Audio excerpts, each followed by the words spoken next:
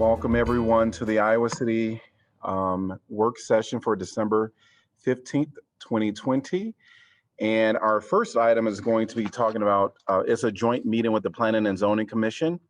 And at our last meeting, which was December 1st, item number 10B was the Carson Farm rezoning, and we did not have a unanimous or a majority vote in favor of the commission. And so we've asked them to attend the meeting today so that we can have a discussion with the commissioners. I did want to acknowledge our commissioners from P&Z and wanted to go around and just do an acknowledgement. So if you can raise your hand, that would be great, like that. All right. All right. So I'm going to ask that Maggie Elliott, if you can wave your hand. Great. Thank you. And then Mark Sines, welcome. And then Phoebe Martin.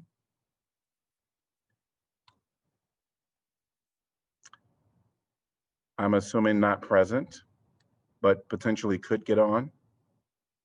All right, Mark Nolte, Billy Townsend, Mike Hinch, and Susan Craig. Welcome to all of you. We're happy to be able to meet virtually. This isn't how we normally do it. We have you in the council chambers and have a conversation in person, but wanted to maybe just go ahead and get started with this. Jeff, I'm gonna ask you kind of jump in and just give us a brief summary of this project, and then we will engage in some conversation.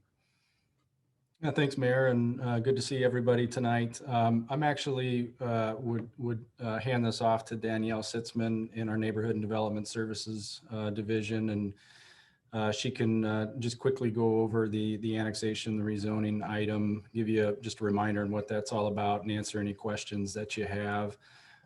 If you didn't see it, we submitted a memo with some supplemental information that hopefully you'll find helpful for your deliberations today, that dealt with kind of the supply of housing and the demand of housing that we've seen in recent years here. So Danielle, do you want to give a quick overview of the two items?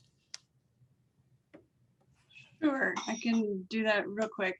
So the applications that were on the last agenda were twofold. One was the annexation of approximately 196 acres of land on the southwest area of the city and the growth boundary area, and an accompanying rezoning of that land to an interim development zone. That's a typical process that we go to because land comes into the city, presumably zoned something else by some other jurisdiction, in this case the county, and we need to assign it a city zoning use designation.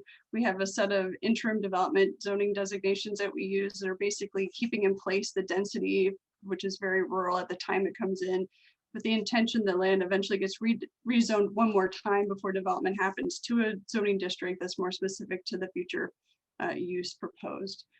I can do more than that if you need me to, Mayor, but I really didn't have a whole bunch of remarks prepared for that.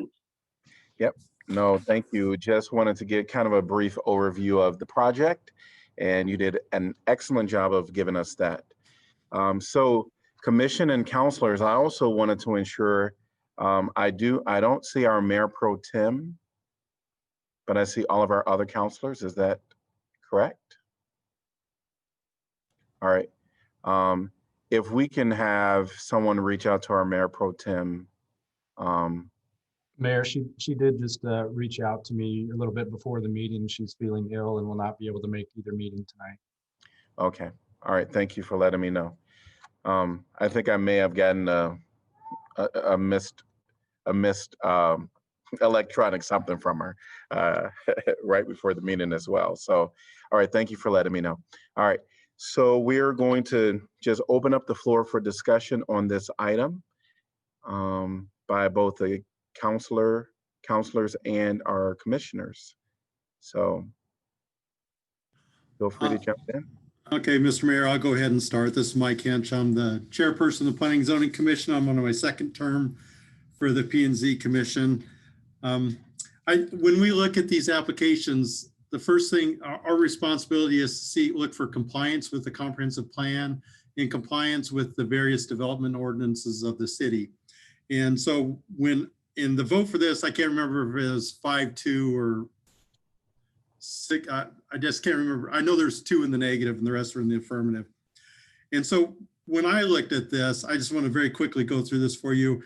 First thing I did is looked at the comprehensive plan. And interestingly, on the comprehensive plan on page 22, the concept design was in of this particular development, similar to it, was right in the comprehensive plan. And then the second thing I looked at was the future land use map. And the future land use map clearly shows this area as residential with a 2 to 8 dwelling units per acre. And also then I looked at the fringe area agreement. I'm just sort of walking through how this is analyzed. And on page 55 of the comprehensive plan, it was talked about fringe area C, and I believe this is in fringe area C. And this is in the city's growth area, so that was identified for that. And in particular for fringe area C, it states that as applications are received to develop land contiguous to Iowa City and within this portion of the city's growth area, the city will give favorable consideration to voluntary annexation of this land. And then it goes on. And then the last thing I looked at, well, actually it's 2 more things, but I looked at the Southwest District Plan in this area in particular, which is identified as the Raritt South sub area. And everything that was in this annexation application is consistent with the concepts discussed within this sub area. And then lastly, since this is farmland, ag land currently, I was interested, what is the CSR rating or the corn suitability rating? That's an index from 0 to 100, 100 being highly productive land and 0 being poorly productive land in an agricultural sense. In just the 4 parcels in and around this area, the ratings were upper 40s, low 50s, with a high of 67. So they're all sort of like in the 50s. So this is just, the productivity of this land is just pretty average. So that's always the consideration when people are looking at using ag land for the development. So I think that's an important consideration that needs to be discussed. So in all that, I just, from a P&Z point of view, this application is very consistent with all the city's planning documents and the city council's previous determinations about how these things should be considered. So I think it's a very strong argument. And I feel that we did our duty. Now it's in your folks' bailiwick to look at it in a policy view. And I understand the concern about extending city services to the area.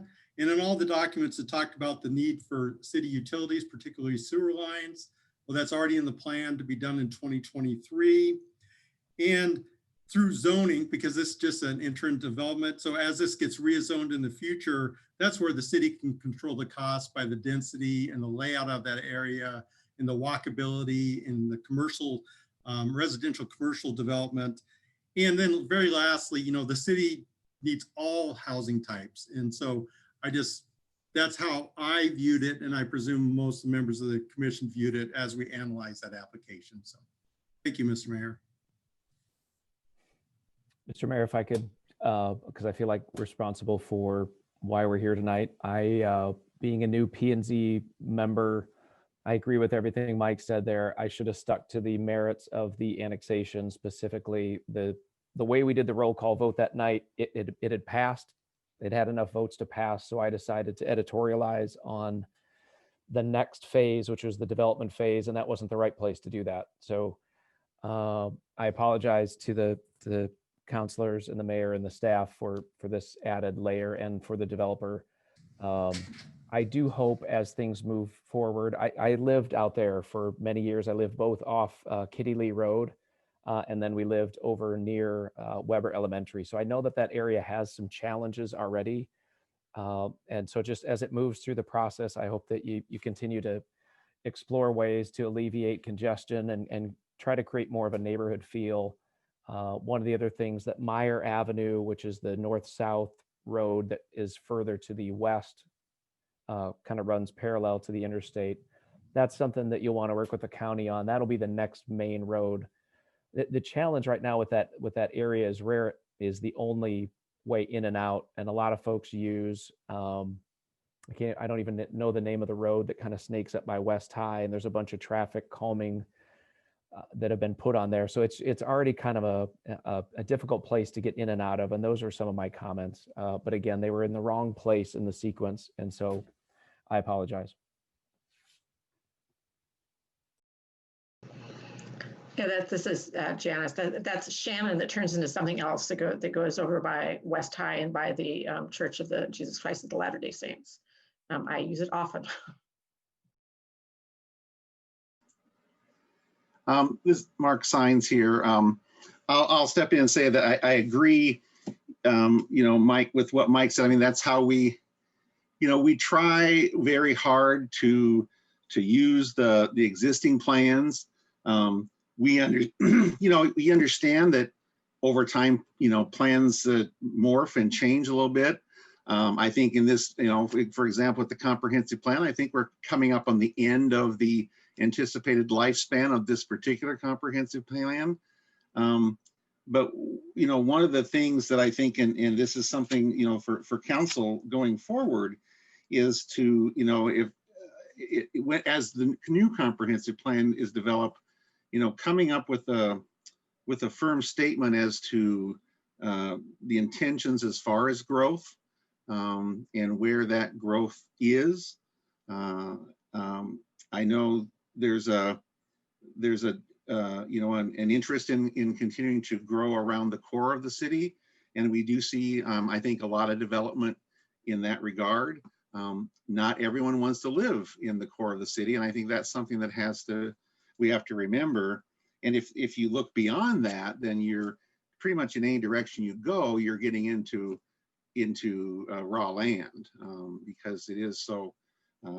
Because we're pretty well full up until then, and so I think that as we look forward, I would encourage council to kind of lay out some desires or expectations or guidelines as to what you're looking for in growth, if it's significantly different than what the current documents say.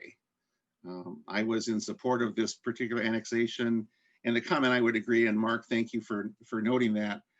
There's a whole lot of opportunities down the road to refine what any development on this land would look like and what it would be.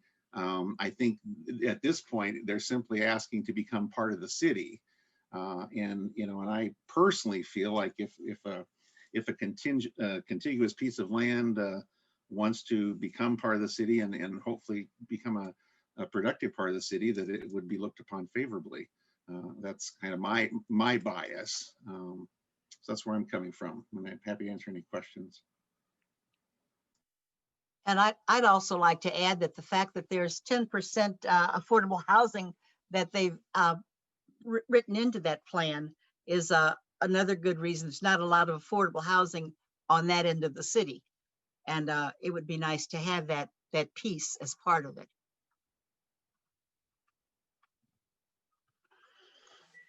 And I just add that I support what the other commissioners have said.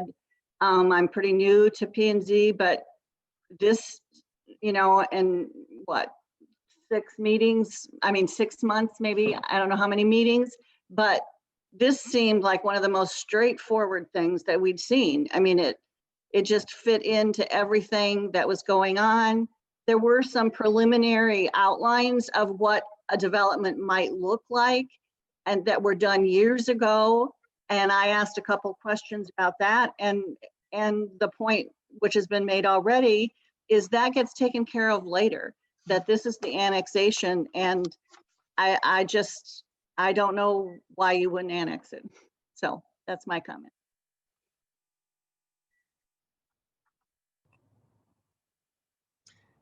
All right.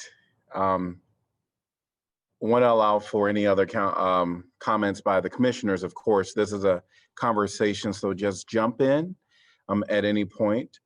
Because I was in the dissent, at least thinking that I would not vote in favor of the P&Z, I think that I'll go ahead and jump in and give my comments. First, I want to say thanks to all of our commissioners. I know that the work that you do is great, and I can tell just from the comments that this was given great thought. The comp plan, you're exactly right. This is a part of the comp plan. The fringe agreement, exactly. This is a part of the fringe agreement. It's right there with what we will want to annex within the city. It has affordable housing, 10%. That is awesome. It also it provides for, and sorry, I have to, I'm in an automatic lights. You have to move around a little bit. It also provides for different types of housing options, as Mike had mentioned, throughout our city, which we need. For me, this wasn't about this wasn't about it being compliant with the comp plan and with and providing affordable housing, some type of affordable housing. For me, this was more about counselors. Maybe we need to hold off a little bit, and we've been working on the South District form-based code, and we're talking about making that kind of the throughout the city. We've been talking about the affordable housing plan that we want to do here in the near future. And so with this being, I believe it's 196 acres, I thought, wait a minute, we continue to allow development that is already within the city. I do personally, continue to allow it to operate. We have ambitious goals for our climate action plan. And we continue to push, these projects through, knowing that we're saying down the road, we're going to change we're going to change what we require of our developers. And so because this wasn't in the city, personally, I wanted to make a statement. I wanted to make a statement to our counselors that we really need to prioritize. If we're saying we want to do all these great things with affordable housing, making sure that everyone has an opportunity to live in Iowa City that want to be here, we want to make this our community, our environment better through our climate action plan. And that was the reason I was going to be in the dissent. And so I will say that when I first came on council, I went through several tutorials about what is P&Z and other commissions. And I learned that a part of your role is to look at what exists. And if it falls in what exists, then you are supposed to approve it. I believe you've done your job, and I thank you for doing your job according to what you interpreted it to be. And so my dissent vote potential had nothing really to do with all of these approvals. And unfortunately, we have people that come to our city, and I've heard it, sometimes Iowa City is hard to, develop in. I've heard that. We want our developers to know what they're getting. And so if we are on the brink of doing a new affordable housing plan, we're on the brink of, maybe recreating our to a form-based code, then I personally, with this amount of acreage and what this can really bring to our city, I would love for this to have those new standards, including the climate action protocols, to have those standards in place. And so that was the reason for my leaning towards not supporting this project. If I could, I supported the annexation, and I think it's really important for all of us. And again, I appreciate all the work that P&Z has put in. Mike, I think you did a great job of kind of summarizing your analysis of it. And I think your fellow commissioners looked at it the same. Mark, don't blame yourself for being here, for us being here. That's not on you. We discussed this, and I think these projects are complex. And I think oftentimes it's difficult for people to kind of break apart the different pieces that need to occur before the final development happens. And that's what I think is really, really important here is we saw the old district plans. And I think as Danielle, made clear in that meeting, those are going to be redrawn. Those are going to be done. They're redone. They're 10 plus years old, maybe. And certainly we've done a lot in that time in terms of our affordable housing that has to go with annexation, our form-based code that we're doing throughout the city, et cetera. And so for me, when I look at this, I look at this as being a natural annexation to the community. I appreciate staff's extra information that was in the late packet in terms of really giving us information on what limited land there is for any kind of significant infill left in the community. We obviously have challenges in this community in terms of affordable housing. And if the supply is further restricted based on in relation to the expected growth of our community, which was explained in that memo, that is just going to drive up housing costs even more. We have to have supply available.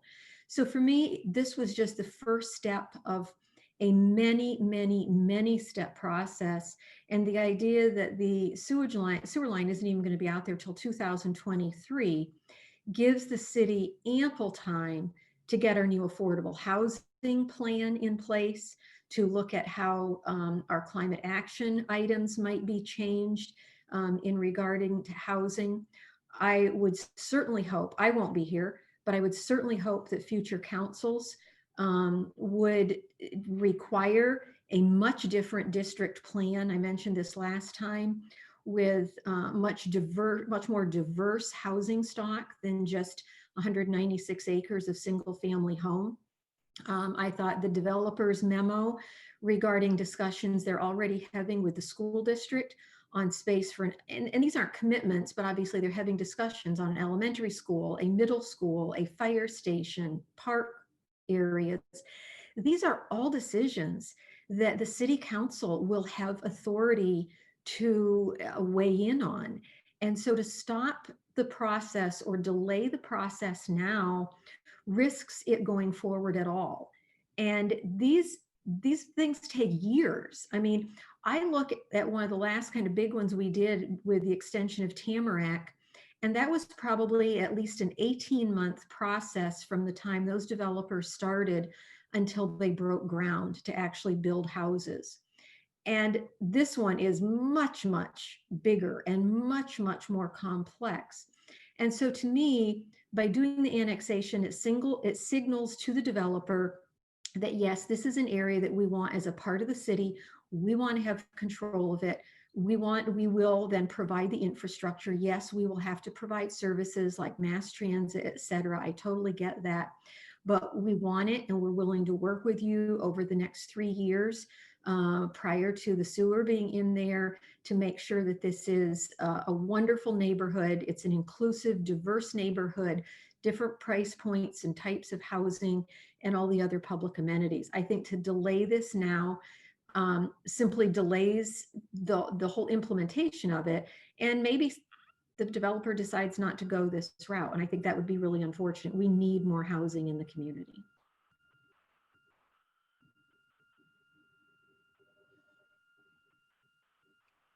I guess I just want to go on record for, as far as I'm concerned, when we talk about affordable housing, the way I've come to understand, it's just for a certain period of time, but there's no amount put on what that affordable housing is. What is affordable housing?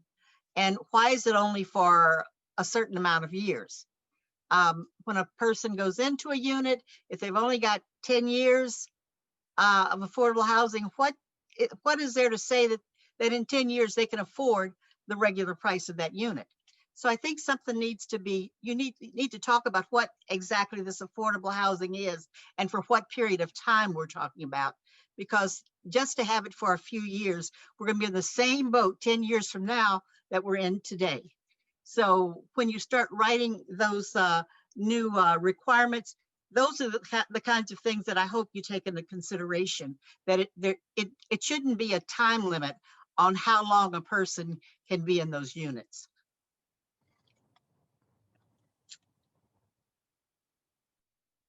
I'm going to refrain from making a comment because I think you just touched on a point that really disturbs me, because we have all of these affordable units. I'm going to touch on it. We have all of these affordable units that are coming up. And then in 10 years, what leverage do the city have to have them be remaining? And that is the challenge that I believe we can address if we change, some of our, whether it's a new comp plan or do some type of a new plan. So I'll leave it at that. Mayor, I want to make a couple, this is Eleanor. Oh, I turn on my. I just want to make a couple comments that might not be obvious and that come to me partly from working with the planning staff on the form-based code in the South District, which I think has presented a number of challenges, partly because we've got diverse property owners and we have some land there that is not already within the city. This annexation would be one property owner that the city could work with on the comprehensive plans and the subsequent rezoning. And I think that would be very beneficial and would avoid some of the issues we've had. Secondly, when it comes to providing affordable housing from a regulatory perspective, as opposed to an incentive perspective or some other mechanism, annexation is your best point at which to secure affordable housing from a regulatory perspective. Inclusionary zoning, as we did in Riverfront Crossings, is very difficult under Iowa law. We could do it in Riverfront Crossings because of the significant upzoning that we were doing, and you should not assume that that will be available otherwise. And then I think just to mirror a comment that was made earlier, it's very likely that this developer has a purchase agreement with the owner that is contingent on the annexation and rezoning. That would be very common. So you can't assume that this opportunity will present itself down the road.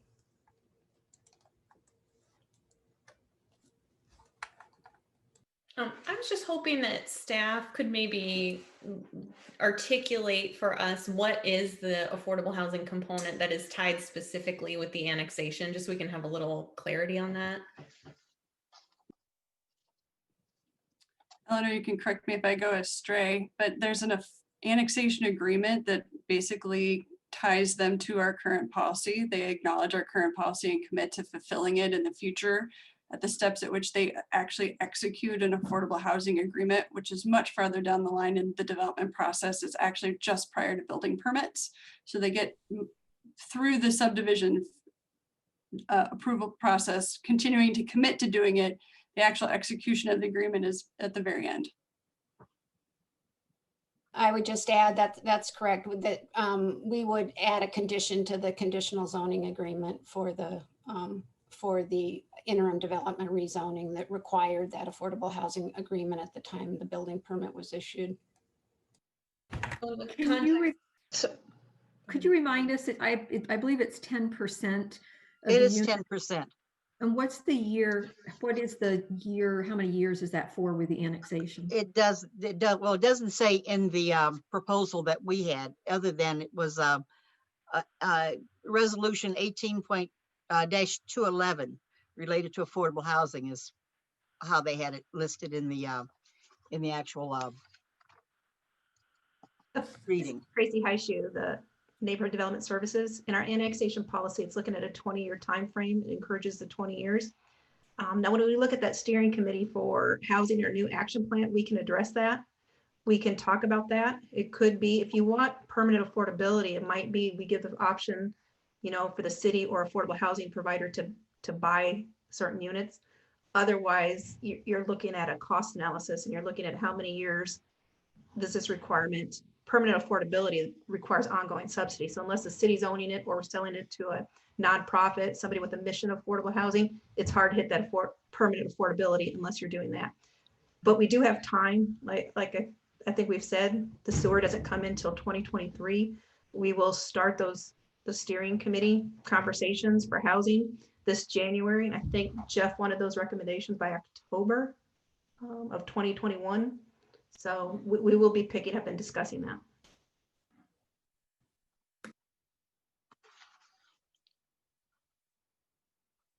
So I guess, I mean, one of my questions is, or let me phrase it in a different way. It doesn't sound to me as if we're locking in necessarily whatever our current affordable housing plans are for the future. Or am I wrong? Would we have the ability post annexation, when we start discussing what we want in terms of development, there a different standards for affordable housing than currently exist in terms of the length or durability of it? No, I think you're stuck with the current annexation policy. But again, that provides a lot more flexibility on the part of the city than does the inclusionary housing ordinance that you'll see in riverfront crossings. I'll just say a few words on my thinking about this, and that was really my comments are really based on the 3 criteria which apply to whether we annex property or not. And the one that concerned me the most was this. I don't have the language in front of me, but whether the annexation would place any undue burden on the city in meeting whatever opportunities the annexation provided. And, you know, as we've been noting, there really isn't much there for me to be able to evaluate the question of the undue burden. You know, the comp plan and the scenario that was developed for this piece of that area is outdated. So it really doesn't, I think we all acknowledge that we don't really have a comp plan in place at the moment that helps anyone understand what future development of this pretty large piece of property would be. It's you know, roughly the size of the North Side neighborhood from my estimates. So it's, you know, it's a big piece of land, and it's contiguous to other large tracts of land that I suspect will be developed as well. And, you know, we are, I think, increasingly aware that particularly when we develop on the edge, there is the question of whether the cost of the infrastructure long-term can be sustained by the value of the property as it is developed. And really the only way of being able to assess that is to have some level of planning, which gives you a document by which you can then apply that kind of evaluation. So it seemed to me there's a process here that I feel I would be much more comfortable if at least I understood what kind of process we're talking about. And right now, you know, I can't say that I really have any clarity as to what that process would be. You know, we've talked for years about compact, diverse, you know, compact neighborhoods, diverse housing and so forth. And I'd have to say that we haven't been as successful as perhaps our planning documents have aspired to achieve. And so I'm perhaps, you know, as Bruce might say, applying sort of just, I would like to pause. I'm not saying that I don't support development in this area, but I would feel more comfortable signing off on this question of undue burden if I had a much better idea of where the project might be going. That sort of speaks to if, you know, if we don't have a plan in place, you know, I've often tried to emphasize, well, show me something out there in this vast world of ours that begins to at least capture some of the qualities that we're talking about. Because otherwise it's just words. And, you know, I think it's hard to evaluate issues such as, you know, the fiscal component without having a better idea of what it is we're talking about. So I'm certainly not interested in saying no to this annexation, but I do feel we really have a real serious gap in terms of our understanding of how we move forward. There just isn't any vision statement in the comp plan currently in place.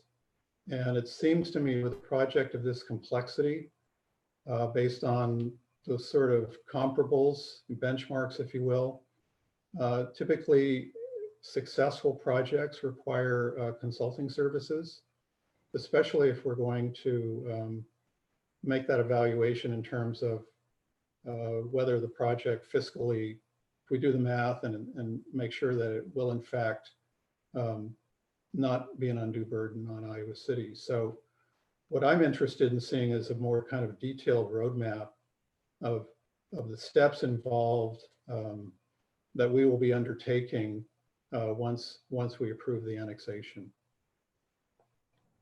I then want to acknowledge Commissioner Phoebe Martin has joined us. Welcome.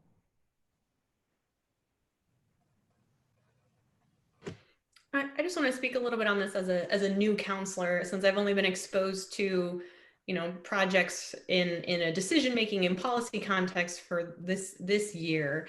And I think, when I saw this annexation in our packet, I recall talking about our capital improvement project, and I think the first time I heard Carson Farms was in an explanation of the trunk sewer extension to that area. And we had an understanding in those meetings that would be, an area of expansion for the city. And we have our growth boundaries, which I know we've revisited very recently. I recall, those meetings and having staff kind of step us through and having us say, yes, that's what we're looking for. And I think as far as I really appreciate this additional conversation and kind of sharpening the focus for me, because I think what we're talking about is our values, right? The concerns that I'm hearing are, can we make sure that at the point in time this property is developed, it will reflect the values, because this is a big project, it's a big deal. It's one landowner, many, many acres, right? And so there's a lot at stake in terms of what we want to see for our community. And I think with this time frame, and with our very public conversation and our engagement with the developer on what our expectations are, we can say the comp plan is outdated. At the last meeting, Danielle indicated how the plans would be revised in this process. And I think what we have is start at the end, as the mayor likes to do. We have our vision. We know that climate action, equity, and financial feasibility, sustainability, as Councillor Thomas is pegging, those things are really what we know have to happen in order for this to be successful. And I don't want our fear or our distrust of ourselves and being able to carry that out, and the city being able to carry that out, to make us miss an opportunity that I think is tremendous when we're talking about, form-based code and what we already have in development and how that could be applied here. When we're talking about the revisions to the plan and the developer already indicating that they're, understanding of that and not wanting to do large lot single family. I just think this is a tremendous opportunity where we can use the time frame that we know that's in front of us to move forward. So again, I don't mean to ramble and on my soapbox, but I appreciate the conversation. That's kind of where I'm at. If I could pick up on that and tie it into something John said, and I think, John, one of the things that we struggle with a lot is that idea that sometimes we wish we had more of a picture of what was coming as we make decisions, and we've learned that we have to be cautious about that, because again, ultimately it comes back to, we look primarily at the plan, at the plans, multiple types of plans we look at to determine if it fits the criteria or not. The other challenge with looking at it from the developer and from the realtor hat, with my realtor hat on, the challenge you have with projects of this size is what people want today, what the market wants today. All those things are probably going to be significantly different before these folks ever get close to filling this large piece of land. And so it's very hard for a developer to sit here and say, well, this is what the whole 197 acres or whatever it is going to look like down the road. And so I think it's a challenge. I mean, we talk about this at commission level all the time. We'd like to see, a full plan or something like that. Well, in addition to the cost burden that puts on developer, the reality is they just don't know sometimes what it's going to pan out to be by the time it gets to the end of the project. The thing I really encourage you to think about with this one is you have a developer who came to us saying they would do affordable housing. They came to us saying they were interested in talking about a form-based code and predictability about development. They talked about the economic viability and the need to, they said it can't just be single family homes because it won't be viable for them either.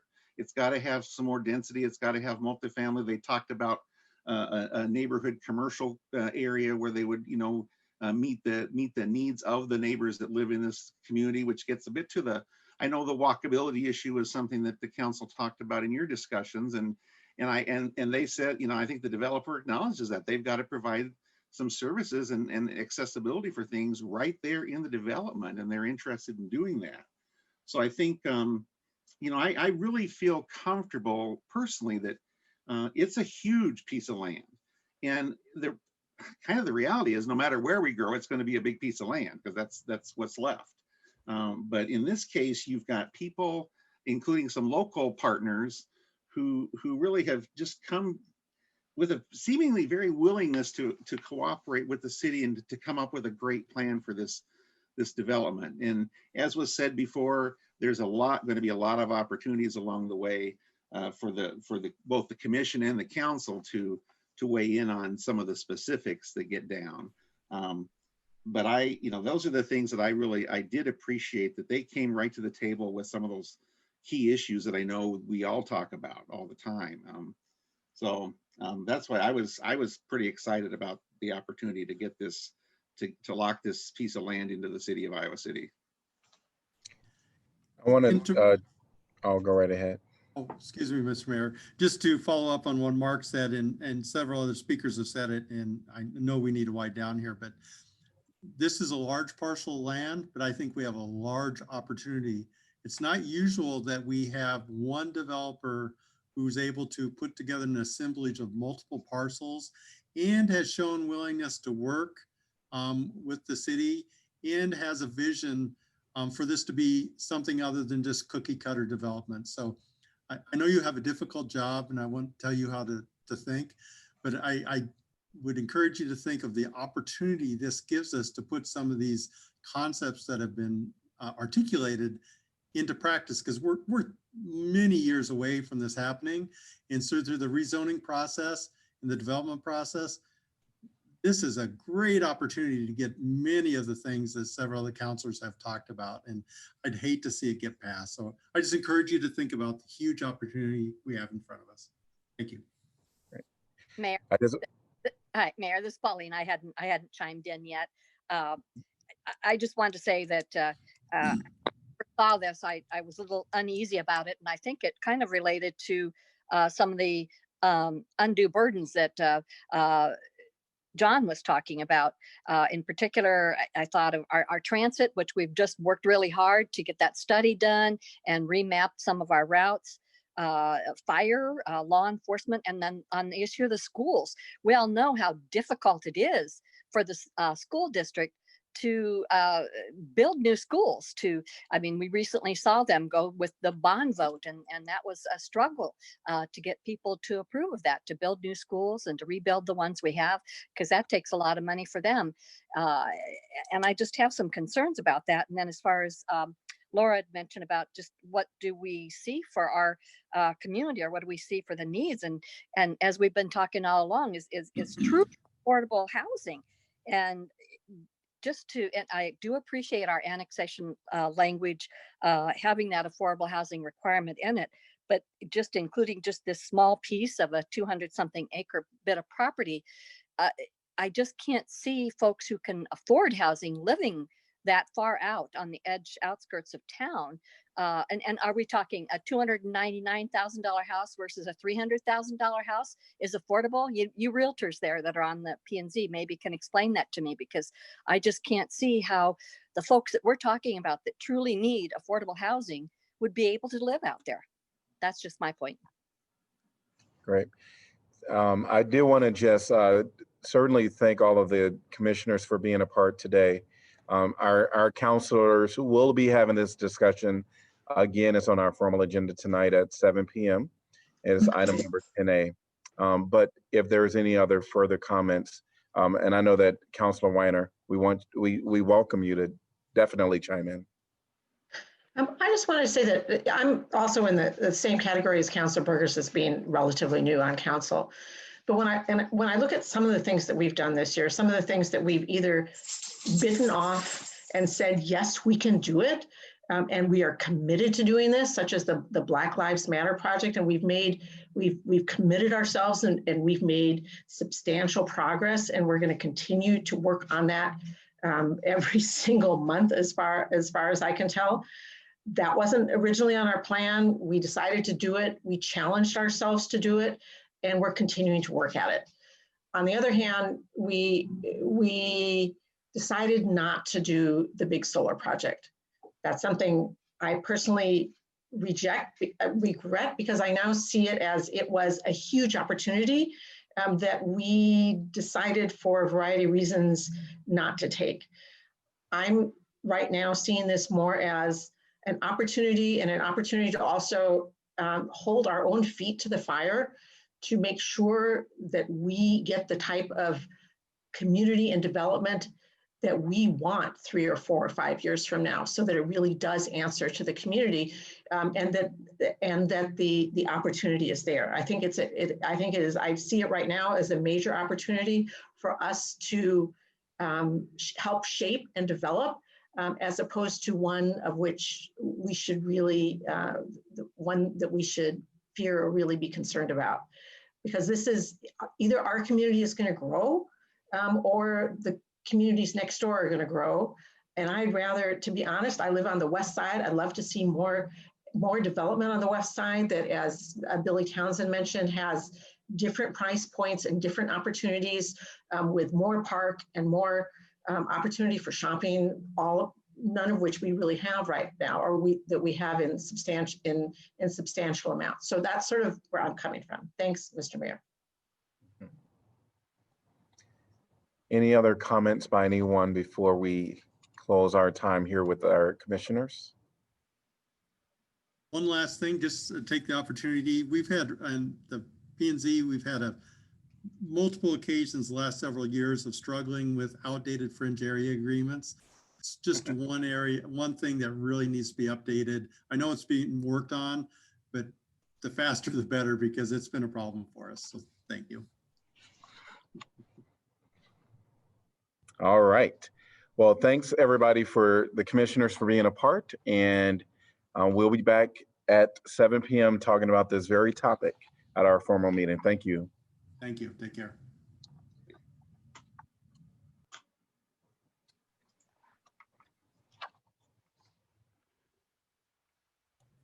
All right. The next item we're going to talk about is our city manager's presentation of the long-awaited preliminary plan to restructure the Iowa City Police Department toward community policing. So I'm going to hand it over to our city manager, Jeff Fruin.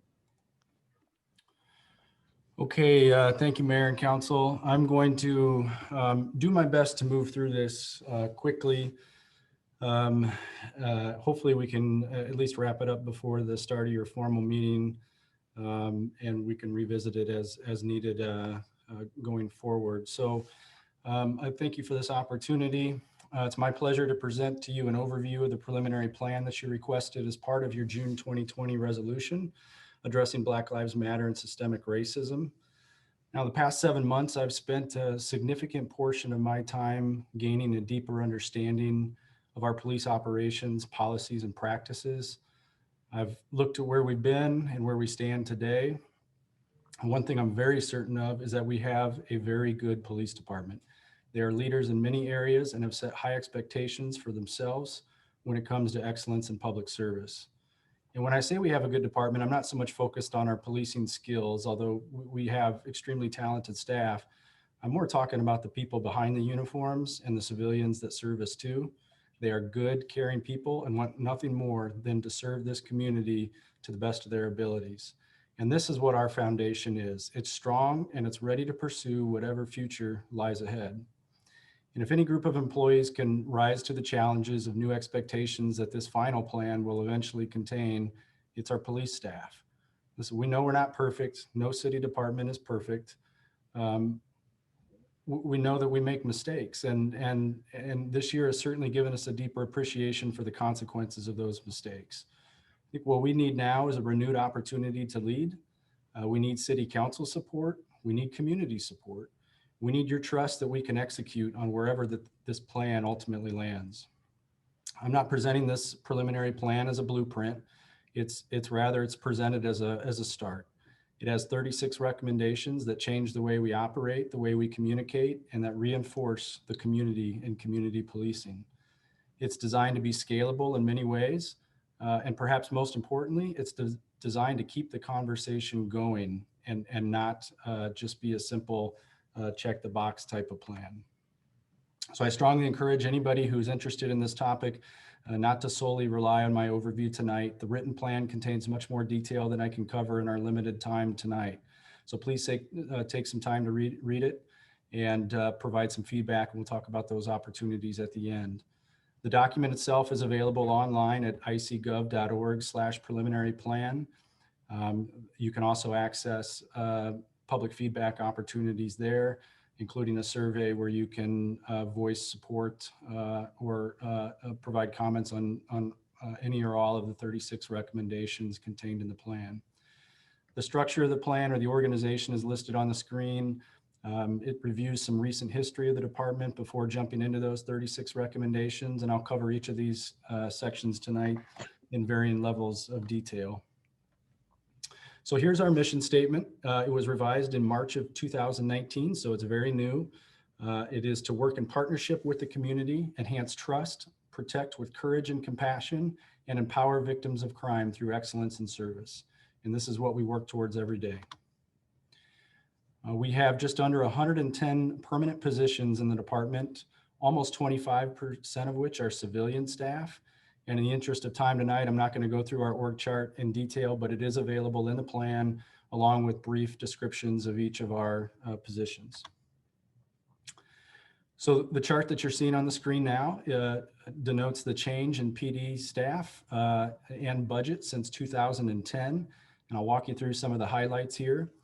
So from 2010 to 2020, the department added just 5.26 positions. 2.26 of those positions were civilian positions and 3 were sworn police officer positions. The table at the bottom gives you details on those staffing changes. The 3 new sworn positions actually resulted in 1 less traditional patrol position, as 1 patrol position was eliminated, and the new sworn positions were 3 community policing positions and 1 supervisory position. Those new positions included the community policing positions of downtown liaison officer and neighborhood response officer. There was also another supervisor in the investigations area added.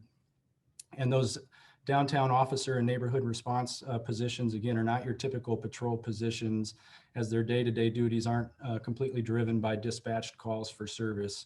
They're intended to be proactive problem-solving positions that utilize community relationships to help prevent crime, to help those in need, and improve outcomes for residents and neighborhoods. The civilian positions that were added over this period of time included our community outreach assistant, our victim services coordinator, and 1.26 positions in our animal services division. Our sworn staffing per 1,000 population has decreased over this time from 1.19 to 1.12. And I'm going to talk through those numbers now, and then I'll circle back to the budget. So this is the most common measuring stick for department staffing, and the U.S. Department of Justice reports on these figures annually. It's number of sworn positions, those are your officer positions, by 1,000 residents. Iowa City has a number of 1.12 per 1,000 residents. The United States average is 2.3 positions per 1,000. Now that number is a bit inflated by the very large cities typically. So you can break it down by Midwestern cities with a population that's similar to ours, and their average would be 1.5. The difference between 1.12 and 1.5 may not seem like a lot, but it actually would translate to 29 positions.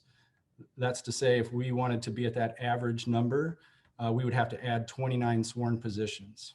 So you can look at the other larger cities in Iowa. There's 4 larger cities in Iowa City, and they range from 1.52 to 1.66. And if you want to focus on college towns, if you look at across the Big Ten college towns, their average would be 1.48. And there's only 3 of those communities that have a lower number than Iowa City.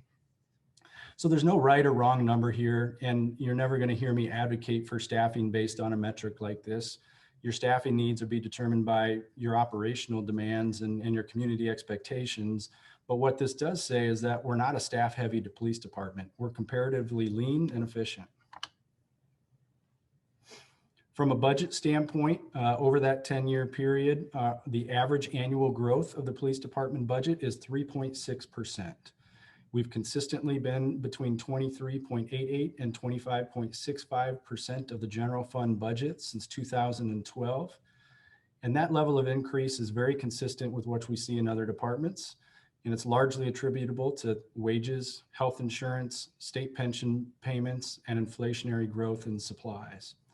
From year to year, budgets will fluctuate based on one-time items, such as in the police budget, deer sharpshooting like we did last year, vehicle purchases, and consulting studies. Now in the police department, 86% of the budget is related to personnel. It's very labor intensive. About 15% is going to non-personnel expenses like training, vehicles, fuel, IT services, pet supplies at the animal shelter, those types of things. When you're that heavy on personnel, you're going to probably, in a typical year, have 3 to 4% growth that's needed. You think about bargained wages with the unions, you think about health insurance premiums, and again, state pension payments that are mandated that we make. That's 3 to 4% is going to be pretty typical. So when you see an average growth of 3.6% over a 10-year periods, that is very much a status quo budget. I'm going to get into calls for service a little bit. In 2019, that breaks down to about 200 calls for service per day. Now, just over half of our calls are initiated by the public. That means they're based on 911 calls, non-emergency calls, or someone that might flag down an officer while they're on duty. The 46% that are officer initiated, most of these would fall into the categories like traffic stops. If the officer observes you speeding or running a red light, we do a lot of bar checks at night. Those would all be calls for services when we're evaluating those establishments. Even attendance at community events would be counted as a call for service that's initiated by an officer. Nearly half of our responses as officers result in no action, and only about 10% of our calls for service end in arrest or citation.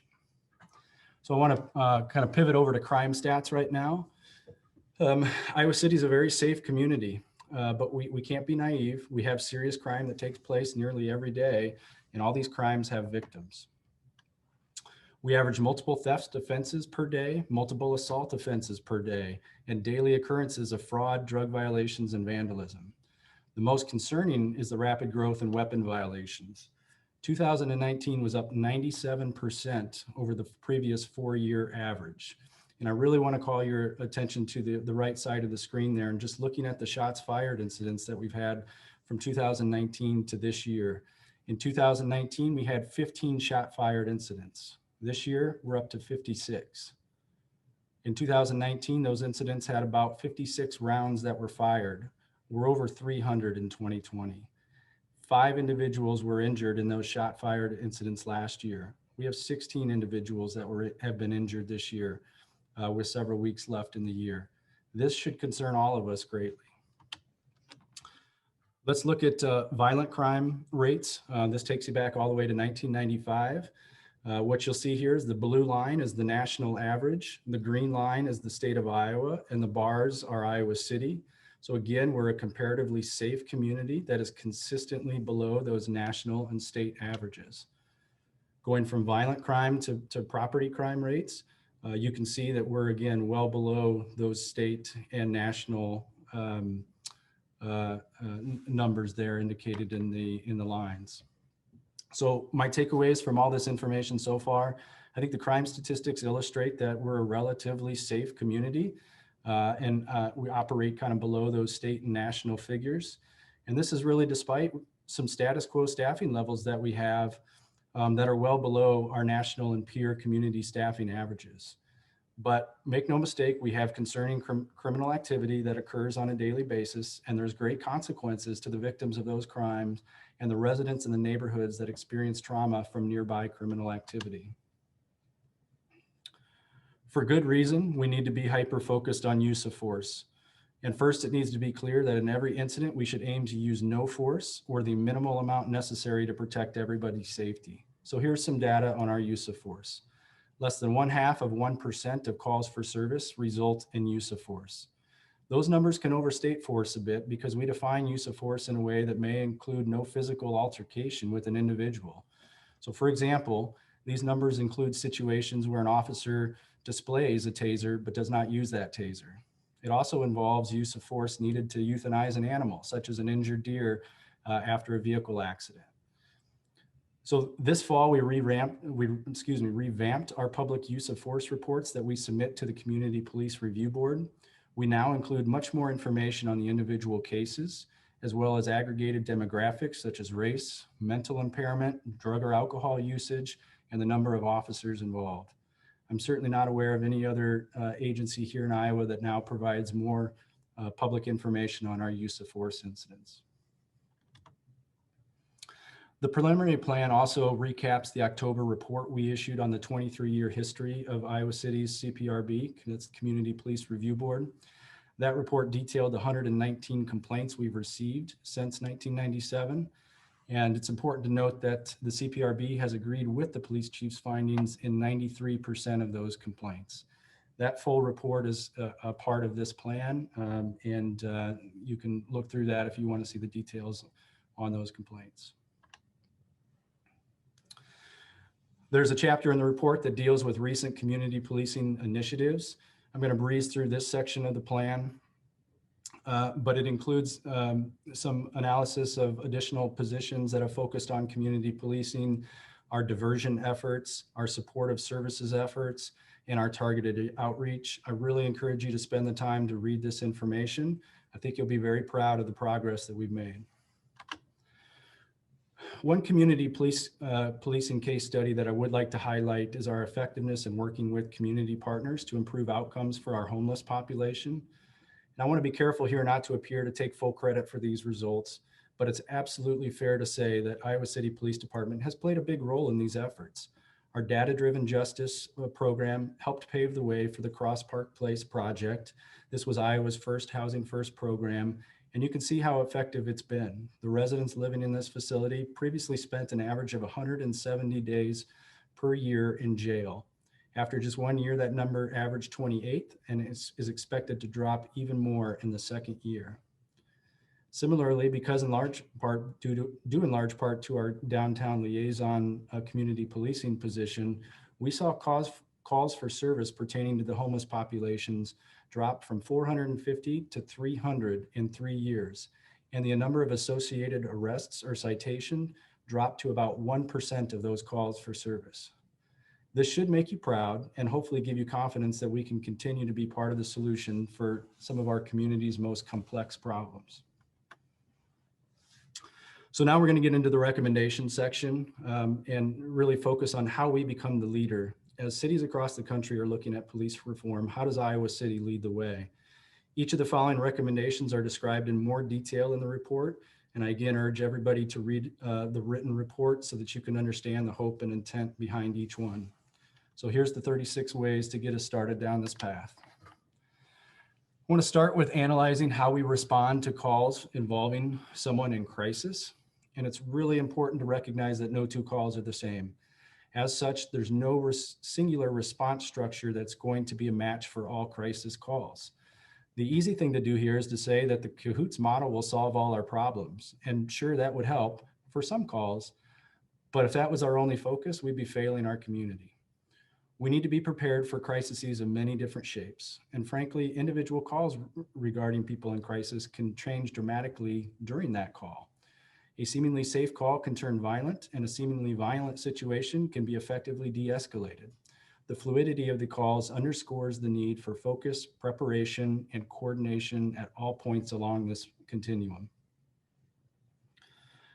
Now, I'm really stressing that we think of crisis calls across this continuum, and we take steps to improve our community's response at all points along it. And notice I said community's response. This shouldn't be all on the shoulders of our police department. So let's walk through each of these points, from prevent to divert to co-respond and to stabilize and connect. So prevention, this is the best outcome possible. We prevent the need for any call for service to ever take place. And this emphasizes that the community should do all it can to create a safe, supportive, and accessible network of resources to keep people from entering a stage of crisis. So the way you do it is you have to invest more in our social service network. And council, you've done that in recent years. You've increased our aid to agencies program by well over 50% in the last 2 years. You provided $2.5 million for the new GuideLink Center. You invest in affordable housing and services like the winter shelter. But if we want to get serious about being effective in preventing calls for service, you have to think on a different scale. I'm suggesting that it's time to give your local option sales tax a serious conversation in 2021, with at least 15 to 25% of those proceeds going to our nonprofit community. So that's recommendation number one. And we just talked about our interaction with the homeless population. I told you how proud I am of the work that we've done there. We should be proud, but we shouldn't be content. And we need to think about civilianizing this effort. And thus I'm recommending that we partner with the Shelter House to jointly fund a new street outreach and engagement specialist that would be employed by the Shelter House, and that would work in close cooperation with the police department to proactively connect individuals to services and prevent police calls for service from being generated by the public. Lastly, we need to do more to proactively support our immigrant and refugee population. We need to hire someone from within this community to help perform outreach and help those that are new to our country and our community. This person would work both ways, educating our residents and educating our officers. We need to build these bridges, and in my mind, we need to hire from within the community in order to do so effectively. So the third recommendation is to create a half-time permanent civilian community outreach assistant position that focuses solely on outreach and engagement with Iowa City's growing immigrant and refugee population. As we move along the spectrum now, I'm going to talk about diversion. Recognizing that we can't prevent all calls for crisis, our next priority should be to safely divert as many calls as possible away from law enforcement. If an officer doesn't need to respond, then let's not respond. We are blessed in Johnson County to already have a 24/7, 365 mobile crisis response team that operates as part of Community Crisis Services. It's fully accredited operation, and in 2019, they responded to 551 calls in Iowa City alone. The mobile crisis is staffed by full-time employees in a central office, Monday through Friday from 8 a.m. to 8 p.m. Outside of these hours, the service is staffed by on-call counselors who are dispatched from a decentralized location and then mobilized with the teammate before responding. Thus, response times during on-call hours lag behind those during staffed office hours. The mobile crisis team averaged 38 minutes for a response time within Johnson County and 27 minutes inside of Iowa City.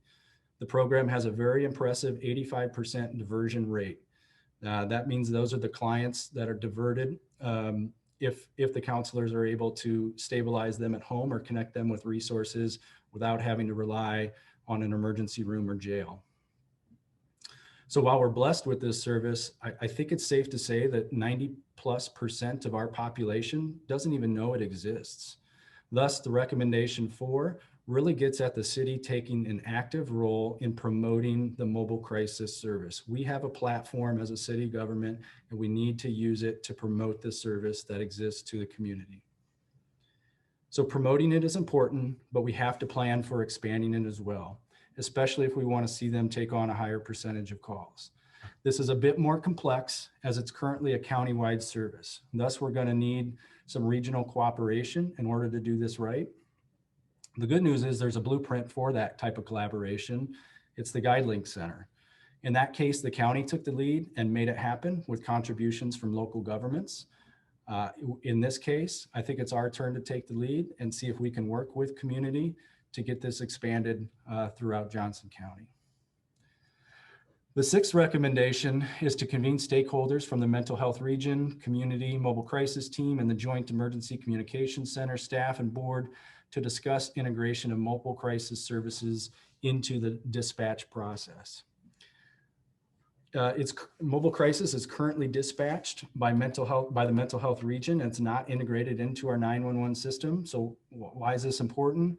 Nearly every single person at a very young age knows how to dial 911, but how many of us can recite the 1-800 crisis number?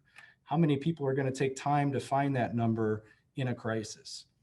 Now, in July of 2022, we expect the recently approved National 988 crisis line will take effect, and that will help. But we should still pursue 911 integration and train our dispatchers to be able to determine if calls can be safely diverted to mobile crisis. This is a regional question and not one that Iowa City can unilaterally answer. Thus, we need to be conveners and facilitate this action. Outside of mobile crisis, we have a few other options to consider under the divert category. Iowa City Police Department has 3 civilian community service officers. Most recognize them by the white pickup trucks that they drive. These individuals perform a variety of tasks, both internal to the PD and external to the community. Externally, they help with traffic control, removing road hazards, enforcing parking, and a whole lot more. In 2019, they responded to more than 4,400 calls for service. While their capacity is maxed out now, we should really look at whether this model can be expanded. And that's the recommendation 7. Lastly, counselors have suggested revisiting the topic of automated traffic enforcement devices. This was actually recommended by the police department back in 2011 and was approved by the council in 2012. However, before implementation, there was a citizen initiative opposing ATEs. And in 2013, the council reversed course and explicitly banned such devices in our code. These traffic enforcement devices are a significant point of contention in the cities that use them and can be very polarizing. This is candidly not something I'm very excited about, but if the council wants to go down this path, you should have some in-depth conversations and make sure that there's a political will to do so. So number 8 is that the city council should determine if you wish to revisit the concept of ATEs. And if the technology is something that you want to explore, you need to provide staff direction so that we can gather the information that will be helpful to you as you make your decisions. While prevention and diversion of calls should be a priority for the community, there will continue to be a large volume of calls for service for which a civilian response team is not comfortable or safe responding to. These instances could incur situations involving weapons, persons with a known history of violence, or other similar factors that become apparent through the dispatch process. For some of these calls, it'll be possible to respond with a co-responding pair, which would include 1 law enforcement officer and 1 civilian mental health professional. The role of the officer, often in plain clothes, is to ensure safety while maximizing opportunities for the crisis professional to interact with the individual. This fall, city staff joined Johnson County Jail Alternative staff and Community Crisis Services in successfully applying for a grant from the East Central Mental Health Region. With this grant, the Mental Health Region will fund a civilian co-responder position to be employed by community within their mobile crisis unit. And this funding commitment includes 100% of the personnel cost in year 1, and that steps down to 75% in year 2, 50% in year 3, and 25% in years 4 and beyond. And while the position will be employed outside of the department with community, the police department will pay a portion of the salary that is not covered under the grant. The city's in discussion with the Mental Health Region, Community Crisis Services, and Foundation 2, which is a well-respected crisis response nonprofit in Lynn County, about how the program will be structured. Foundation 2 brings great expertise to the table as they have a similar successful program with the Cedar Rapids Police Department. Their guidance, training, and expertise will help ensure the co-responding partnership finds success here in Iowa City. So once we have some of the memorandums of understanding established, the City Council will be presented with more information and asked to formally commit to this program. The benefits of a co-responding program go far beyond the outcomes of individual calls for service. Other law enforcement agencies who have adopted this model have found that the position's presence within the department increases overall awareness of mobile crisis services and increases the number of referrals made by law enforcement. The presence of the program can also positively influence officer discretion over time. That civilian position can play a role in training officers, de-escalation techniques, and educating the community about prevention resources and diversion opportunities.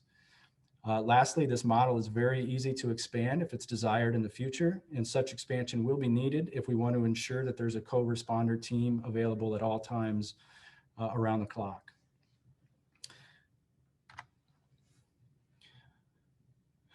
Despite all the efforts to prevent, divert, and even co-respond, there's going to be calls for service that require law enforcement to assume control of the scene. Such calls include volatile situations when public safety is clearly a concern, or when a co-responder team or mobile crisis unit isn't available to handle a call in a timely manner. In these situations, the city needs to continue to ensure that officers have proper training and are focused on securing a safe scene and de-escalating the immediate threat or crisis. After the scene is stabilized, the officers need to have resources available other than the jail and the emergency rooms to connect individuals to receive the proper follow-up care. Item 10, then, or recommendation 10, is that the PD should continue to ensure that all officers receive the initial crisis intervention training and subsequent continuing education in de-escalation techniques. And the department shall continue to encourage personnel to obtain CIT instructor certification. And this is an important commitment. The investment in CIT has absolutely elevated the service that we provide to the community. Our investments in CIT have brought great state and national recognition, and our CIT certified trainers have been asked to present at statewide and national conferences about the positive experiences that we've seen here in Iowa City. Recommendation number 11 is that the police department should partner with the Iowa Department of Public Health to begin carrying Narcan to better assist those experiencing an opioid overdose when no medical professional is on scene to assume such care. We're oftentimes the first on scene for a call for services, and officers do everything they can to stabilize situations and provide care for those victims that may be in crisis. Narcan is an opioid antagonist that can quickly counter the effects of an overdose. It was designed for use by first responders and caregivers and requires no formal medical training to dispense. Timely use of Narcan can save lives and allow medical professionals who may arrive to the scene later than the police more time to properly care for a person in crisis. Recommendation 12 involves a new online reporting tool called CARE. The Iowa City Police Department, through the work of the Data-Driven Justice Initiative, has helped provide feedback informing the development of this tool, and it will allow the department to better understand the number and types of calls for service, crisis calls for service, the disposition of those calls, effective techniques to resolve those calls, and determine if the training that we receive is consistent with the types of calls that we're actually receiving. In addition, the system can automate the referral process so local service providers can quickly and easily make connections with individuals who may benefit from their services. We've talked a lot about the GuideLink Center in recent months, but for the public's sake, this is a huge benefit that it's going to be opening its doors in February of 2021. It will provide law enforcement a much needed third option beyond the jail and emergency room for people who may need some type of professional assistance with a crisis or substance abuse issue. The facility will enhance services to those in need in a non-punitive manner and provide the best opportunity for someone in crisis to access those services both in the short and long term. We have to maximize the use of this facility, and we have to make sure that we're actively engaged in sharing feedback and helping shape future planning. So 13 is that the police chief should designate a command staff team to analyze the department's usage of GuideLink Center and actively participate in ongoing intergovernmental evaluation and planning efforts to explore how the facility can best meet the changing needs of our community over time. Council was gracious enough to approve our first permanent full-time victim services coordinator position a few months ago. This position will play a critical role in helping victims navigate the criminal justice system and connecting them with community partners who can help them recover from the trauma that they've experienced. This position is a huge key in making sure that the entire department maintains strong relationships with those nonprofit service providers. So 14 is that victim service coordinator position should engage in regular meetings with those local service providers for the purpose of continually evaluating how our police department can best utilize the professionals in those organizations to support victims experiencing trauma and crisis. So we're going to shift gears now from a focus on those crisis calls to a deeper focus on unbiased policing. I want to start by talking about training.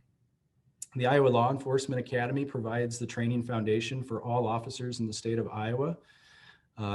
There's several functional areas of basic training that total over 600 hours for each officer. While ILEA trains in topics such as unbiased policing, race relations, ethics and professionalism, verbal defense and influence, and a whole lot more, overall, it's a small percentage of a training that a new officer receives. The City of Iowa City does not have control over the basic training curriculum, but it does have control over our local field training program. The field training program is designed to take our probationary officers out of the academy and help them make the transition from kind of a classroom environment to the application of learned skills in field situations. It's a minimum of 6 weeks, but could be longer if it's determined that more training is needed. The current field training program requires probationary officers to review departmental policies such as those on racial profiling and unbiased policing. However, the process should be modified moving forward to dedicate intentional and meaningful training time and resources towards ensuring all officers have an understanding of the history of policing, past and ongoing disproportionate impacts on minority communities, and steps that they can take in their daily duties to be unbiased and anti-racist. Additionally, the field training program should provide additional training on crisis intervention, de-escalation, and the availability of mobile crisis and other prevention and diversion options in the community. So item 15 gets at that comprehensive review of our field training program, figuring out who we can partner with to really drive home those core values that this plan speaks to. The focus on duty to intervene has been elevated this year. We created a new general order and we signed a memorandum of understanding with other law enforcement agencies. But creating policy and creating culture are two different tasks. We have to make sure our officers are comfortable and non-hesitant when it comes to intervening to stop unacceptable behavior from law enforcement peers.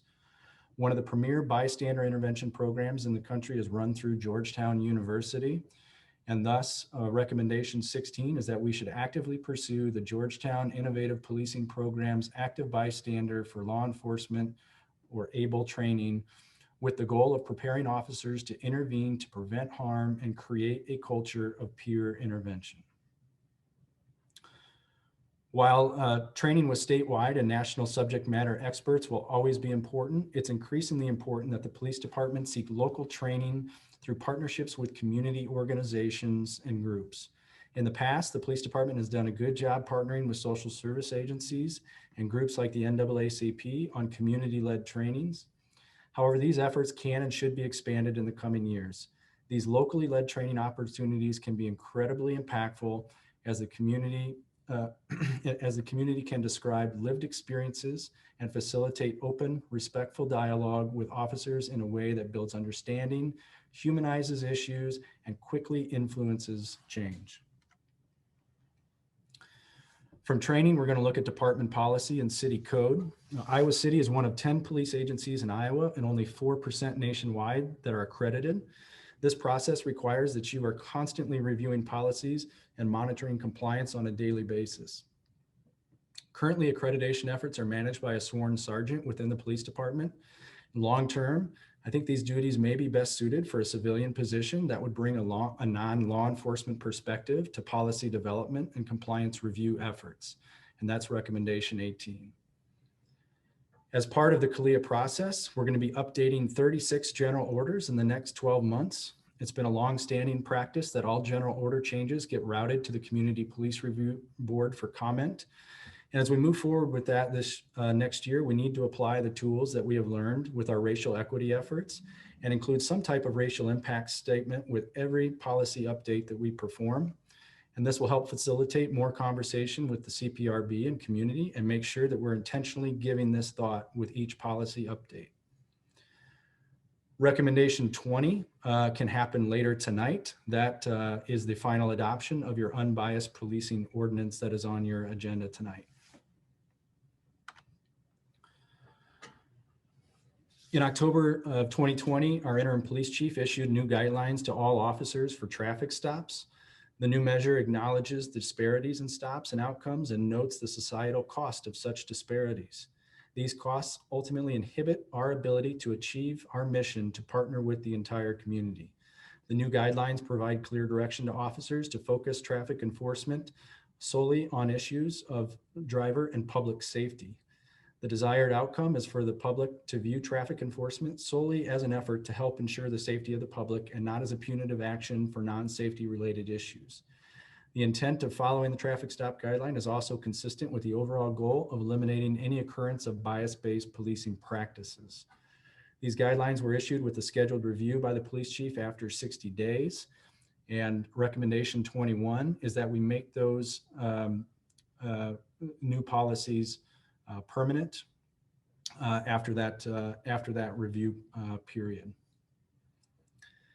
In the fiscal year 2019 budget, the city set aside funds to expand public safety cameras into the pedestrian mall.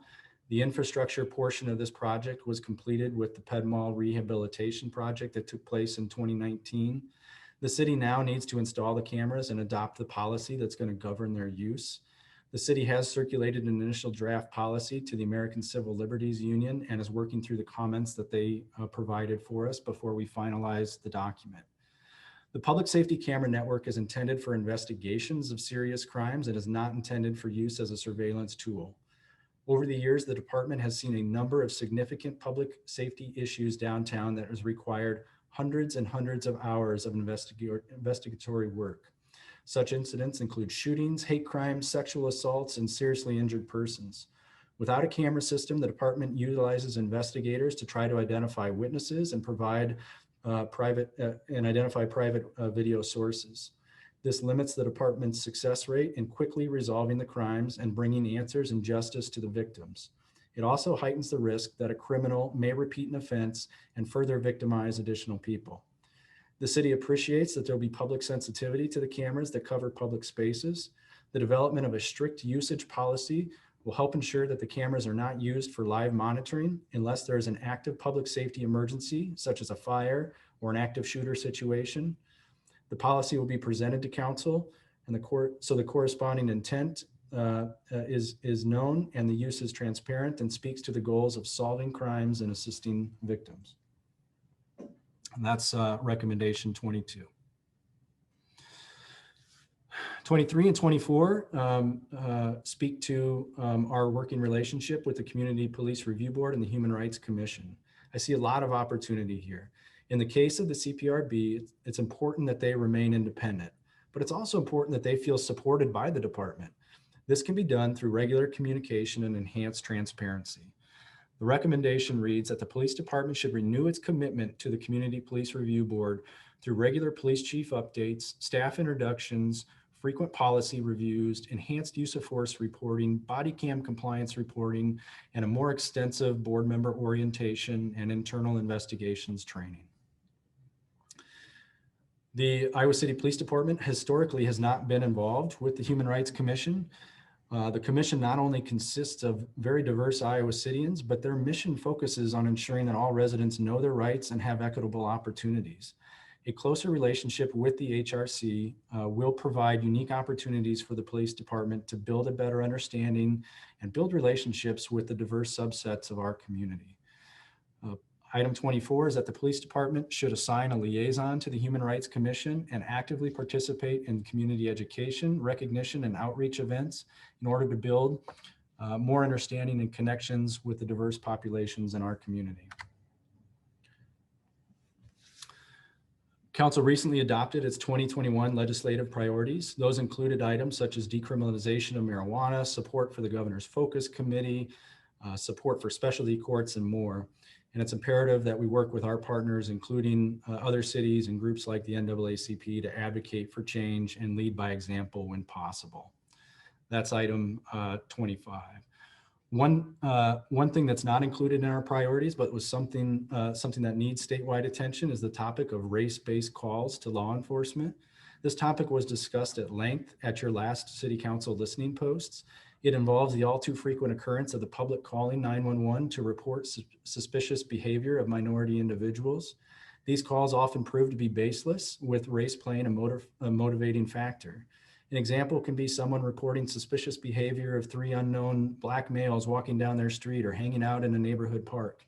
These calls put our officers in difficult positions as they must respond, but the report that they receive lacks any note of illegal behavior to warrant making contact with those individuals. A lawful prohibition on race-based calls would need to occur at the state government level. Thus, we need to explore this concept more and, at a minimum, undertake a public awareness campaign in our community to bring more attention to this issue. Earlier, I mentioned a few ways the police department can bolster the Community Police Review Board. In a few weeks, the board members themselves will present you with recommendations. However, one concept that I think is very worthy of exploration is a countywide Community Police Review Board. Currently, Iowa City and University Heights are the only 2 communities in the state of Iowa with a Community Police Review Board. In the wake of renewed national focus on policing, it's expected that other communities, both locally and across the state, will adopt similar civilian oversight boards. And while this is encouraging, it could also prove to be confusing and inefficient for our residents, who often do not know the jurisdictional boundaries of the communities or understand the difference in governance structures. In Johnson County alone, there's 4 municipal law enforcement agencies, in addition to the University of Iowa Department and the Johnson County Sheriff's Office. One can begin to imagine that if there were a similar number of oversight boards, all with unique policies and procedures, it could make navigating the complaint process more confusing and difficult. In addition to removing barriers for the public, a regional civilian oversight board could help achieve many other goals. A regional board could allow external law enforcement agencies to conduct initial investigations, as opposed to having the department that is the subject of the complaint complete that initial investigation. For an affordable cost to each agency, an independent staff person could be hired and assist the complainants and monitor the investigatory processes. The same person could also effectively lead public education efforts. And so I believe this is something that requires further review, and the recommendation is for the council to take the lead on that discussion with your elected peers to see if there's mutual interest. Recruitment, shifting gears to recruitment, it's been a huge focus of the department for the last several years. We've made measurable progress on increasing the diversity of our department, but only so much progress can be made with traditional approaches. And I'm personally interested in exploring an Iowa City-based public safety apprenticeship program that could help remove more barriers to successful application. This recommendation reads that the city shall explore the creation of a local public safety apprenticeship program to bolster efforts to increase the number and diversity of applicants for a wide variety of public safety positions, including police officers, firefighters, and even some public works positions.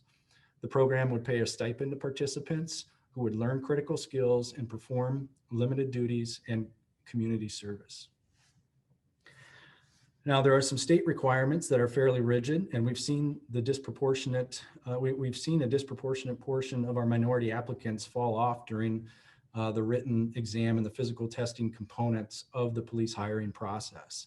So we need to be more aggressive with our support programs, such as study sessions and physical training programs. And that's recommendation 29, is to really build support systems that can help our applicants through those stages of the hiring process.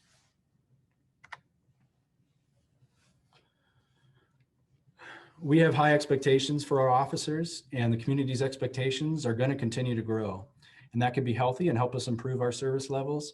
However, if you want to set the bar at its highest point, you have to show strong support and invest in the people performing the work. In my view, a police officer is the most difficult job in local government. Officers have to be on top of their game at all times. Officers experiencing their own trauma and crisis from work-related experiences are not able to perform at their peak and may be more prone to making poor decisions in the field. Making sure all officers get the support they need to work through stress will translate to higher performance and better decision-making on the streets. In recent years, the department created a peer support team. This team of sworn and civilian employees provides confidential assistance and outreach to personnel, as well as their families who may be experiencing personal or professional crisis. If these problems are identified at an early stage, they're more likely to be successfully treated or resolved. But there are times when professional help is needed, and we need to remove barriers and encourage use of professional assistance when we can. One increasingly popular therapy with first responders is eye movement desensitization reprocessing, or EMDR. And that's a therapeutic approach for dealing with distressing memories. And those certified professionals can help officers process negative memories associated with their work and help them move forward with comfort in continuing to serve the public in their policing role.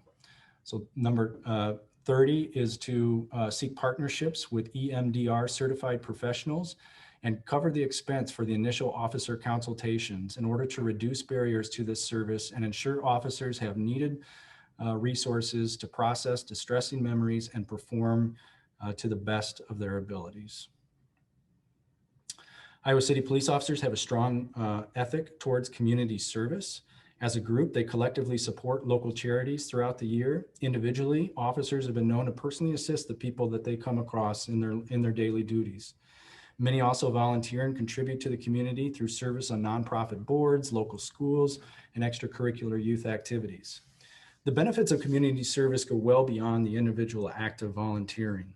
In a high-stress work, such as a police officer, that volunteerism can help keep officers grounded and relieve anxiety while simultaneously building important connections in the community.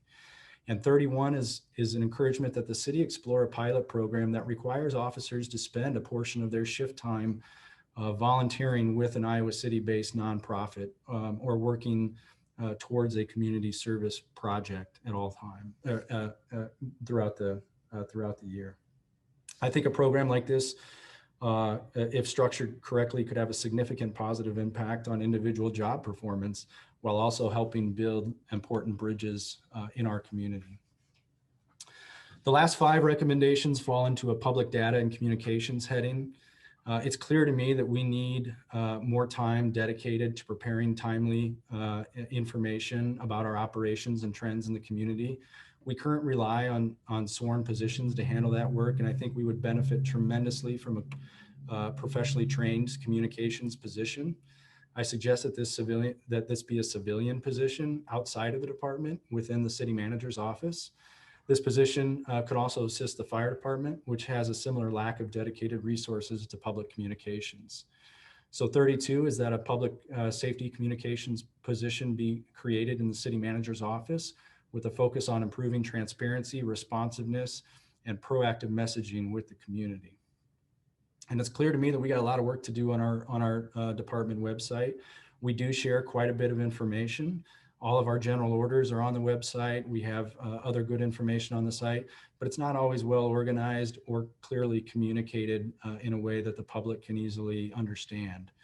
So 33 gets at that is with the adoption of the final plan is to really restructure and rebuild that website around the content of the plan and make sure that we are very clear and very transparent about the work that we do and the impact that we have on the community. In addition to ensuring the website has up-to-date operations, the department should explore participation in public data portals that are aimed to enhance a greater understanding and accountability of law enforcement. One such portal is the Police Data Initiative. This is a national effort that right now has over 130 law enforcement agencies participating. There are no participating agencies in the state of Iowa. Now, these public portals not only promote transparency and accountability, but they can also assist critical research in the industry and facilitate the sharing of best practices that improve operations for all the participating agencies. As I mentioned in my introduction, I wanted to make sure that this preliminary plan did not close the doors on conversations about policing. And my last 2 recommendations are designed to keep these conversations alive past the final adoption of the plan. 35 is that beginning in 2021, the department should begin quarterly town hall style listening posts with the public in alternating locations throughout the community. So it's really inspired by your listening post that you conducted this fall. And I think that should continue. And I think the department can take the lead on that. 36 is that we reconvened the City Managers Roundtable in 2021. It's been on hiatus since the pandemic, and initiate a review of the Leadership Conference on Civil and Human Rights 2019 report entitled A New Era of Public Safety, a Guide to Fair, Safe, and Effective Community Policing. This report was shared to me by the Iowa-Nebraska NAACP and really helped shape my thinking on this plan and our department. I would urge you all to read the document, and anyone in the public that cares about this issue at all to read this document. I think it could be an excellent conversation facilitator with our City Managers Roundtable group, and likely lead to more ideas on things that we can do to constantly improve our services. With those 36 recommendations in mind, I want to give you a preview of what to expect with the department budget submittal for next year. As I previously noted, the department budget hasn't grown considerably in the last decade. The average annual increase was 3.6%. Next year's budget proposal will come in below that average annual amount. It will be less than 3.6%, but it's also going to invest in some key areas of this plan. And those include that homeless outreach position partnership with the Shelter House, the co-responder position partnership with Community and Foundation 2, the civilian outreach staff focused on immigrant and refugee populations, and the civilian public safety communications specialist position that'll be located outside of the police department. There's also dollars to continue investment in the data-driven justice initiative, even though that grant has now closed. Importantly, I think in the time that we're in, there's also no new fees or taxes proposed to support those elements of the plan. I've looked at our staffing levels and service capabilities, and I really strongly advocate for keeping the same number of sworn employees. If you can't have that full complement of 84 positions, I think you will see us fail to keep up with some of the criminal activity we've seen in recent years. We'll see the department struggle to maintain community policing roles because our officers are going to be tied to calls from service from the public. We're not going to have that time for that proactive work that's done so well for us these last few years. Our overtime numbers are going to increase, and I think we're going to burn out our staff, our officers. And this leads to a higher risk of poor decision-making on the streets and an inability to maintain our very best and most experienced staff. I'm going to end by saying, again, we have a great department. I firmly believe we have a strong foundation that sits well ahead of most other departments in this country. We're poised to be leaders, but that leadership requires trust from the top and permission to pursue whatever vision that you set forward with the final plan. So it's now in the City Council's hands to establish that vision and the expectations. And once you do so, I ask that you give us strong support and ample resources needed to execute the plan. It's important that you dive deep into this plan. Don't just focus on the recommendations or my overview tonight. Read the intent behind them, understand our history and where we've been, pursue community feedback. Take as much time as you need to get this feedback. We will support this effort. Listed on the slide are some of the avenues we'll pursue to garner feedback. But you should do everything you can to get folks to provide you input on this. For the public, you can check out icgov.org/preliminary plan. There's a survey on that site that covers all 36 recommendations, and you can also send comments to policeplan@iowa-city.org. We'll compile all that information that we get electronically and present that to council when it comes time for final deliberations on this document. So thank you for the extra time. I realize I'm a little bit long, but I appreciate the opportunity that you've afforded me to present you with these recommendations. City Manager Jeff, thank you for that. Walking us through actually a very brief overview of what is being suggested for a preliminary plan. Councilors, of course, we don't have enough time before our formal meeting to deliberate or to even talk about this item, and I feel it does need due justice. We shouldn't fly through comments just to kind of end our time here today. What I wanted to get maybe some feedback on what councilors are thinking. Do we want to come back after the formal meeting and just touch base and about because this is pretty important, or do we want to wait until our next agenda in our work session to discuss after we have spent considerable amount of time digesting the information, thinking about the information. So I wanted to get people thoughts there. We can certainly come back, after this time together and reconvene the work session. I would suggest that if we do anything tonight, it is just very, very brief, limited comments. And vote time in a work session. I know we've got our budget meetings in January, but give ourselves more time, as you said, Mayor, and as the city manager did, to make sure we really go through it in detail and have the opportunity for more detailed discussion.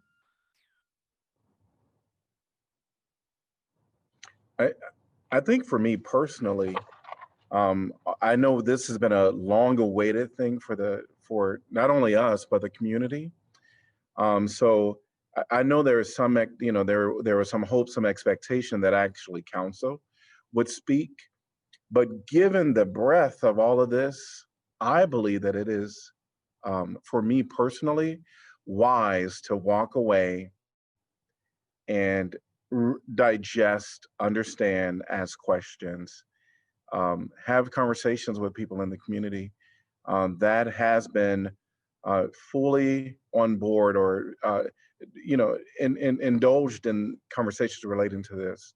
So that would be my recommendation personally. All right, it seemed that we have a majority saying yes, we're going to wait and put this on our next work session, and we'll have a line item on the next work session so that we can be sure to carve out time to talk about this item. Since we are really at the end of our time here today, is there anything that anyone wants to mention before we end and reconvene at 7 p.m. for our formal meeting?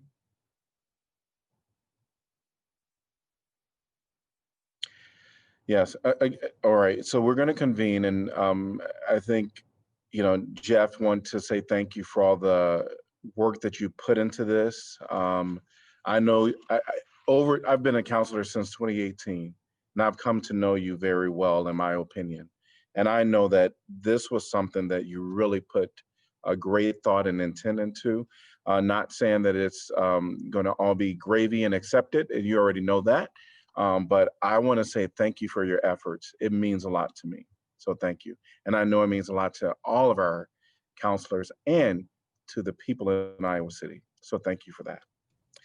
We're going to convene. We're going to be back at 7 p.m. Remember that there is a formal meeting agenda Zoom link that we have to sign back into. We'll see you at 7.